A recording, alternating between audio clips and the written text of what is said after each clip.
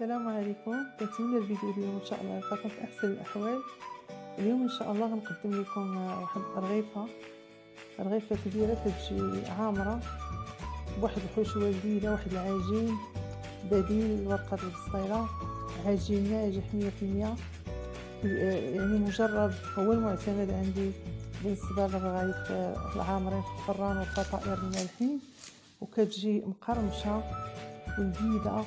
غادي تعجبكم ان شاء الله وتجرب. اذا جربتوها ما تنسوش تدعموني باللايكات ديالكم، وكذلك تخلوا لي التعليق ديالكم والاشتراك في القناه باش القناه ديالنا ان شاء الله تستمر، ودائما نقدم لكم الجديد ونعطيكم المزيد باذن الله.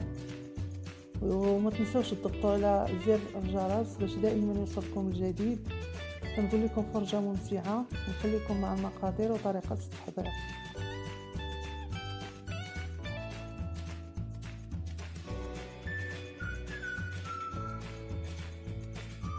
المقادير عندنا: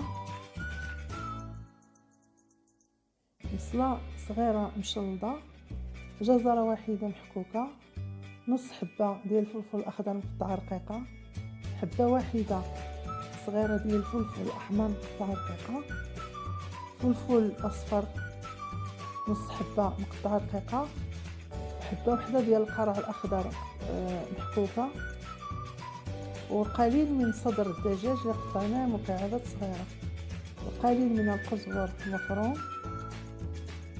وقليل من بودره الثوم، ملعقه كبيره من توابل البسطيله ديال السمك، ملعقه صغيره من الزعتر. غنحتاجو زيت الزيتون، وفي التوابل عندنا القليل من الفلفل الحار، القليل من السكنجبير، القليل من التحميره، الفلفل الاحمر، الخرقوم، القليل من الخرقوم، القليل من الكمون، القليل من الفلفل الاسود، الابزار، القليل من القزبر اليابس مطحون، القليل من الملح. التوابل كيبقاو على حسب الكميه اللي عندكم ديال الدجاج وديال الخضره. في مقلاة كنوضعوا المكونات ديالنا كامله، وكنوضعوا فوق منها زيت الزيتون والتوابل، وكنوضعوها فوق النار مع التحريك المستمر حتى كتنسجم لينا العناصر. كنضيفوا بودره الثوم وتوابل بسطيله السمك، وكنحركوا.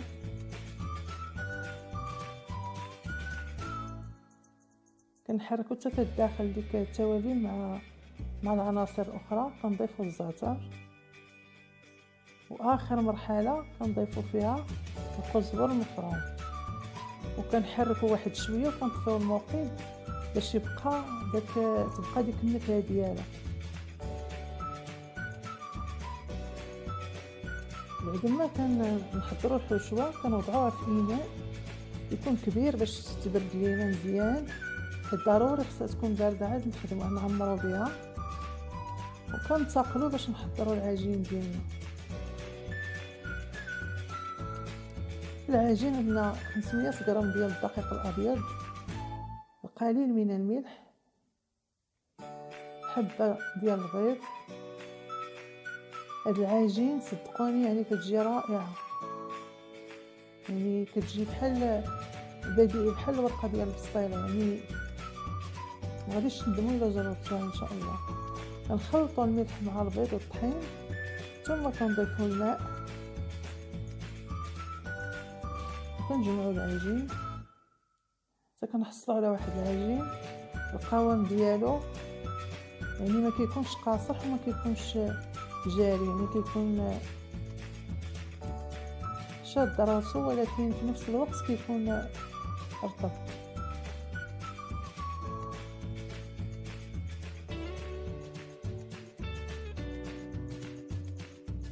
كنجمعوا العجين ثم كنوضعوها فوق سطح العمل وكندلكوها مزيان. كنرش شويه ديال الدقيق باش ما تلصقش ليا سطح العمل. كندلكو العجين مزيان باش ما دلكناها وخليناها ترتاح كتسهل علينا الخدمه اللي كنجيو نخدمو بها، كتجينا يعني طائعه في اليد ديالنا.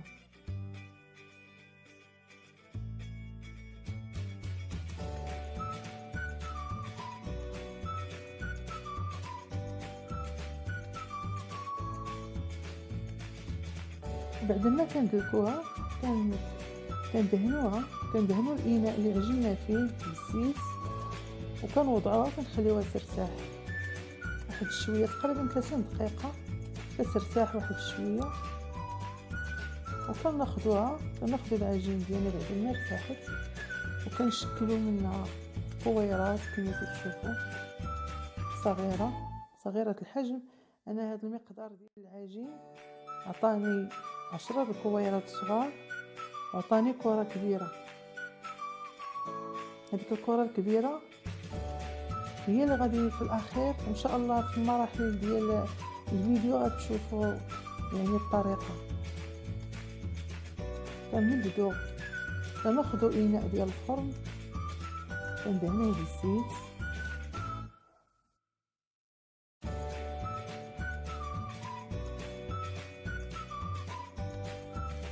وكنطلقوا الكره الاولى مع الاستعانه بالزيت، كنطلقوها رقيقه حتى كيولي يبان لينا سطح العمل كما تشوف. كنوضعوها في اللاطه اللي دهنا، كنكرروا العمليه، كنطلقوا الكره الثانيه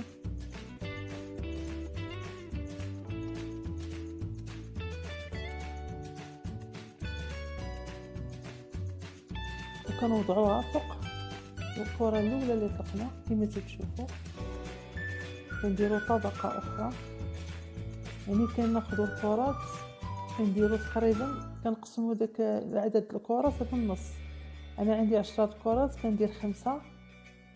انا هنا درت 6 ديال الكرات، يعني هما جاو في الاول درت 6 ديال الكرات. طلقت الاولى درتها في اللاطه وطلقت كذلك الثانيه درتها فوق منها وكررت العمليه حتى كملت 6 ديال الكرات.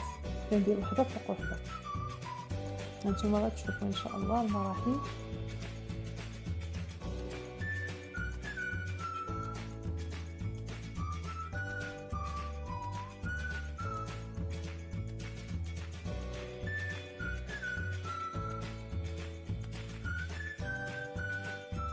الكرة الثالثة كذلك طلقتها ودرتها فوق الكرة الاخرين الاولى والثانيه اللي طلقت، يعني كي كنستمر هكا حتى كنكمل 6 ديال الكرات تيكونوا هما القاعده.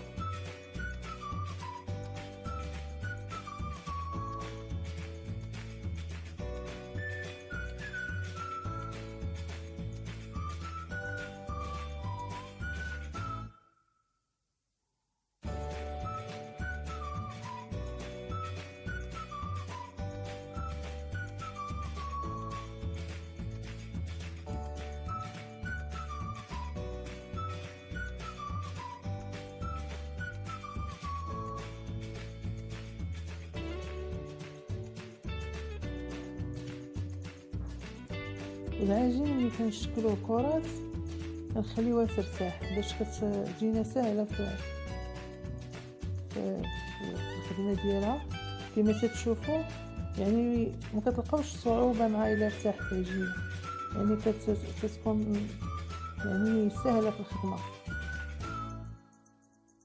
كنوضعوا الكره فوق من الكرات الاخرين وتنبسطوا كما تشوفوا باش ما كانت العجينه رقيقه كتجينا مورقه.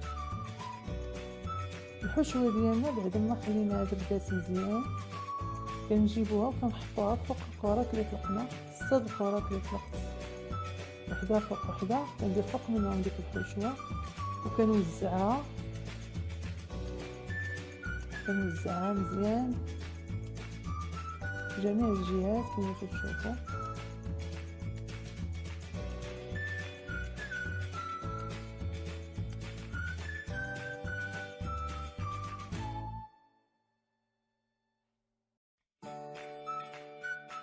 ثم كناخذوا الجبن انا خديت الجبن الاصفر كنغطيو به ديك الطبقه ديال الحشوه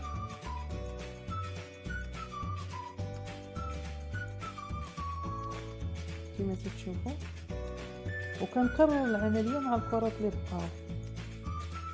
كنطلق الكره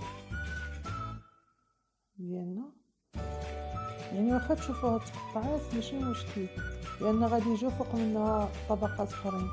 كنوضعوا ديك الكره اللي طلقنا كنوضعوها كنغطيو بها الحشوه وكنستمروا حتى كنكملوا دوك 4 الكرات اللي بقاو. وديك الكره الكبيره اللي خليناها هذيك هي اللي غتجي في الاخير ملي كنغطيو العجين بدوك الكرات اللي بقاو. غنطلقوا ديك الكره الكبيره غنطلقوها مزيان، وغنحاولوا نغطيو الوجه ديال الرغيفه، ونحاولوا ندخلوا هذاك الزائد اللي لان هي كبيره، داك الزائد غنحاولوا ندخلوه في الجوانب بحال هذيك الطريقه اللي كنديروا ملي كنبغيو البسطيله، كما كنقولوا كنلمطوها بحال هكا، يعني كندخلوه في الجوانب حتى كنسدوها مزيان باش ما تخرجش لينا الحشوه من الجوانب. ثم كناخذوا موس، الاحسن يكون موس ديال المنشار، وتنقطعوها بهذا الشكل كما تشوفوا. راه الطريقه واضحه،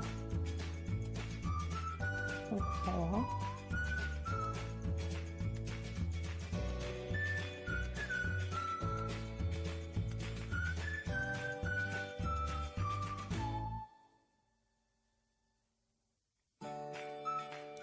كناخذوا 2 معالق صغار بواسطه الظهر ديال المعالق كما تشوفوا. كنبداو نضغطوا على الجوانب باش كياخذوا داك الشكل مقاد. كنكرروا العمليه حتى كنكملوا الرغيفه ديالنا كامله. الفيديو راه واضح، الطريقه راهي قدامكم واضحه.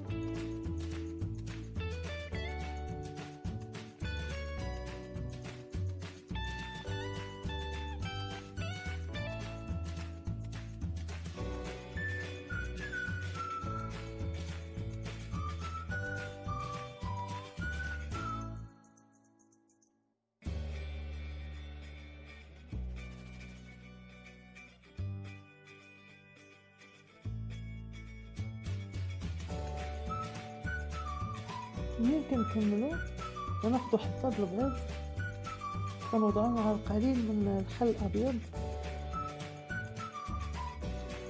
وكندهنوا بها الرغيفه ديالنا باش كتعطينا داك اللون الذهبي.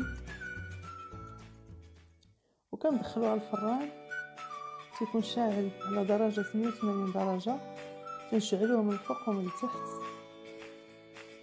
وكدائما كنراقبوا الفران باش ما نغفلوش على الرغيفه ديالنا باش ما تحرقش، غير كطيب كتاخذ داك اللون الذهبي وتنخرجوها وكتكون على هذا الشكل، يعني شكل جميل. وكذلك المذاق اذا جربتوها ان شاء الله اكيد غادي تعجبكم. كنتمنى انكم تجربوها وتعجبكم ان شاء الله. تنقول لكم في الاخير شكرا على المتابعه، والى فيديو قادم ووصفه قادمه باذن الله. السلام عليكم ورحمه الله.